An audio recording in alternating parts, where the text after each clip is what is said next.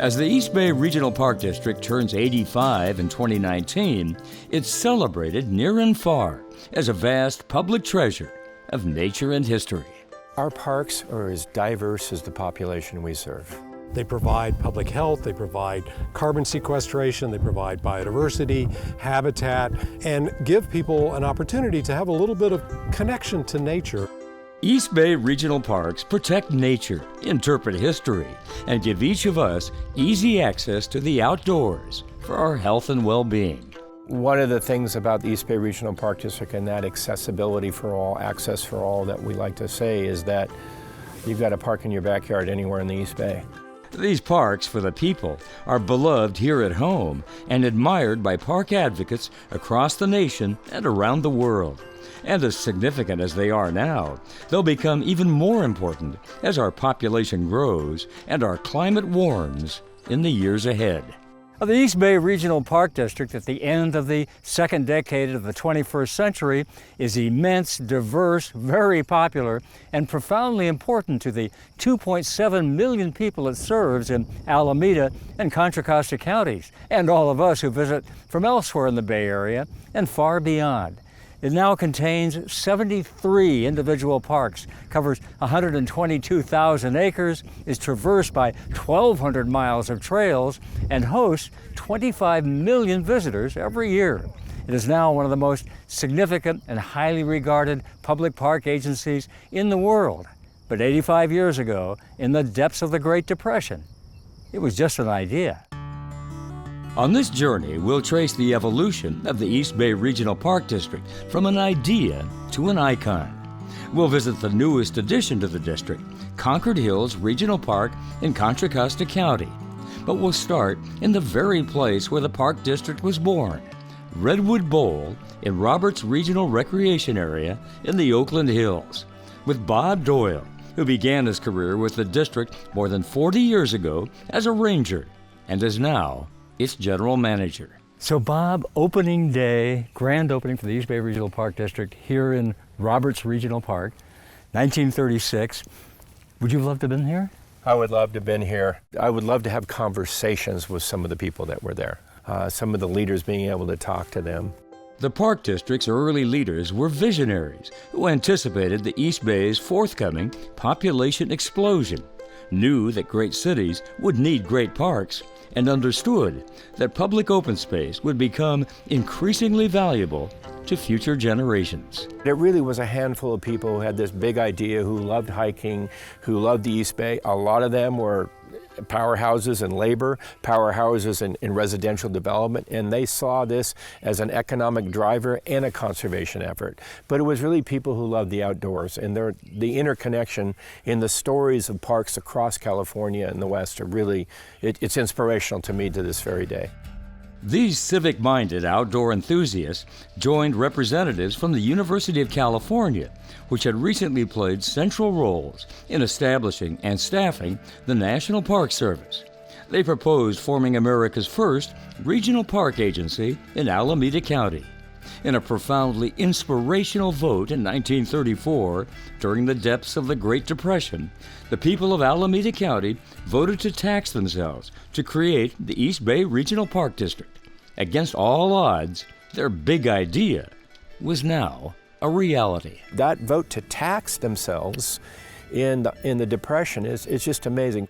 Since that amazing vote, the Park District has benefited from the leadership of many extraordinary individuals, including widely respected general managers such as Bill Mott, who professionalized the parks and infused them with new enthusiasm in the 1960s. Public relations genius Dick Trudeau, who guided and grew the district into the 1980s. And Pat O'Brien, Bob's immediate predecessor, who led the further substantial expansion of East Bay parks for 22 years, despite dire challenges such as the Great Recession of 2008 along the way.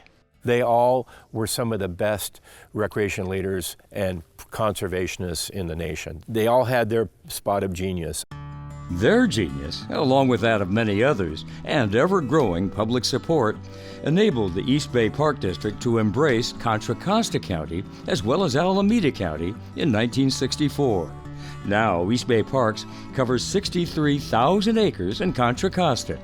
The newest park there will be 2,500 acres on land that was once the Concord Naval Weapons Station. This was a very, very secretive and active place that needed to be protected, and it's now in transition.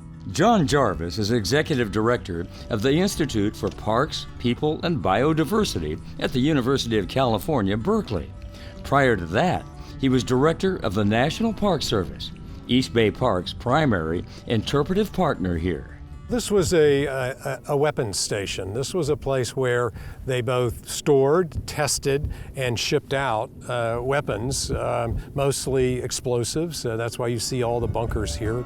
The Navy's old bunkers are empty, but the history of the Navy, as well as the history of other deep connections people have had to this lovely landscape, still alive with nature, will be interpreted outdoors and inside this old military building, which will be redeveloped by National and East Bay Parks to serve as the Concord Hills Visitor Center. It'll take money, time, and public support to bring it all to life, but the rewards will far exceed the wait and the commitments. This presents an extraordinary opportunity to bring parks close to community, close to home, and tell multiple stories all in the same place. Among those stories, Concord Hills will convey the tragic and consequential tale of the largest home front disaster of World War II at nearby Port Chicago Naval Magazine. The Navy was segregated then, and African American sailors, without adequate safety training, were ordered by white officers to rapidly load munitions on ships heading to battle sites in the Pacific. They had been told that the munitions that they were loading were not live.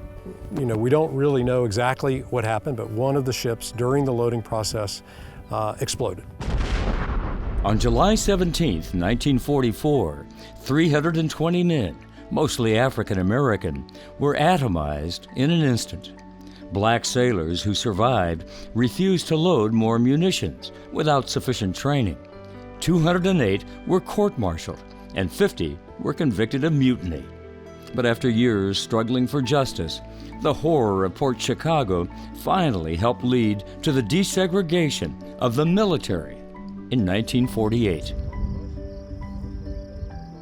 In addition to exploring human history here, we'll also be able to explore a beautiful and surprising sanctuary of grassland nature.